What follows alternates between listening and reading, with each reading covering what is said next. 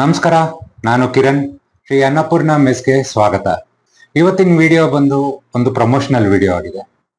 Promotion in sense ಯಾವುದೋ ಒಂದು 2 wheeler or 4 wheeler ಅಥವಾ electronic gadgets or laptop or mobiles ಅಲ್ಲ, ಸಮಾಜಕ್ಕೆ ಉಪಯೋಗ ಆಗುವಂತಹ ಪ್ರಮೋಷನ್ ಇದು. ನಾವು ಬದುಕಿದ್ದಾಗ ನಾವು ಏನ್ ದಾನ ಧರ್ಮ ಅಥವಾ ಒಳ್ಳೇದು ಕೆಟ್ಟದ್ದು ಏನ್ ಮಾಡ್ತೀವೋ ಬಿಡ್ತೀವಿ. ಆದ್ರೆ ಒಂದ್ 3 ದಾನಗಳಿವೆ. ಈ 3 ದಾನ ಮಾಡೋದ್ರಿಂದ ನಮಗೂ ನಮ್ಮ ಸಮಾಜದಲ್ಲಿರುವಂತಹ ಅನೇಕರಿಗೆ ನಾವು ಉಪಯೋಗ ಆಗ್ತೀವಿ. ಹೇಗೆಂದ್ರೆ ರಕ್ತದಾನ ಮಹಾದಾನ ಎಂದು ಹೇಳುತ್ತಾರೆ. ನಾವು ರಕ್ತದಾನ ಮಾಡೋದ್ರಿಂದ ನಮ್ಮ ದೇಹಕ್ಕೆ ಬಹಳಷ್ಟು ಉಪಯೋಗನೇ ಇದೆ.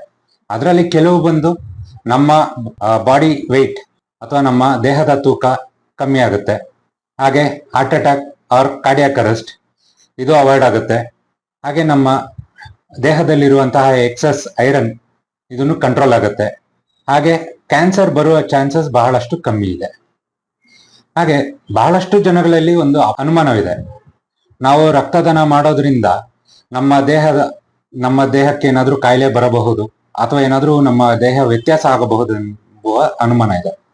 ಇದು ಯಾವುದೇ ತರಹದ ತೊಂದರೆಗಳು ಅಥವಾ ಸೈಡ್ ಎಫೆಕ್ಟ್ಸ್ ಯಾವುದೂ ಆಗೋದಿಲ್ಲ. ರಕ್ತದಾನ ಮಾಡೋದ್ರಿಂದ ಒಬ್ರು 3 ಜನ ಪ್ರಾಣ ಉಳಿಸಬಹುದು. ಹಾಗೆ ನಾವು ಎಲ್ಲರೂ ಸೇರಿ ರಕ್ತದಾನ ಮಾಡಿದಾಗ ಬಹಳಷ್ಟು ಜನರ ಪ್ರಾಣ ರಕ್ಷಣೆ ಮಾಡಬಹುದು. ಅಂಡ್ ನೀವು ರಕ್ತದಾನ ಮಾಡಲು ಬಯಸಿದ್ರೆ ನಿಯರ್ ಬೈ ಬ್ಲಡ್ ಬ್ಯಾಂಕ್ ಹೋಗಿ. ಎರಡನೇದು ನೇತ್ರದಾನ. ನಮ್ಮ ಹಿರಿಯರು ಹೇಳಿದ್ದಂತೆ ಸರ್ವೇಂದ್ರಿಯಾನಂ ನಯನಂ ಪ್ರಧಾನಂ. ಒಬ್ಬ ವ್ಯಕ್ತಿ ಮರಣಿಸಿದ ನಂತರ ಅವನ ಕಣ್ಣುಗಳನ್ನ ನಾವು ಬೂದಿ ಮಾಡ್ತೀವಿ. ಬೂದಿ ಮಾಡೋ ಬದಲು ಅದೇ ಕಣ್ಣುಗಳನ್ನ ದಾನ ಮಾಡಿದ್ರೆ 2-4 ಜನಕ್ಕೆ ಕಣ್ಣು ಬರುತ್ತೆ. ಈ ಸುಂದರ ಜಗತ್ನ ನೋಡಬಹುದು. ಹೀಗಾಗಿ ನಿಮ್ಮ ನೇತ್ರಗಳನ್ನು ದಾನ ಮಾಡಿ. 3ನೇದು ಅಂಗಾಂಗ ದಾನ ಅಥವಾ ಆರ್ಗನ್ ಡೊನೇಷನ್. ಒಬ್ಬ ವ್ಯಕ್ತಿ ಮರಣ ಹೊಂದಿದ ಮೇಲೆ ಅವನ ಕೆಲವೊಂದು ಆರ್ಗನ್ಸ್ ನಾವು ಡೊನೇಟ್ ಮಾಡಬಹುದು. ಲೈಕ್ ಹಾರ್ಟ್, ಕಿಡ್ನಿ, ಲಿವರ್ ಹಾಗೂ ಕೆಲವೊಂದು ಆರ್ಗನ್ಸ್.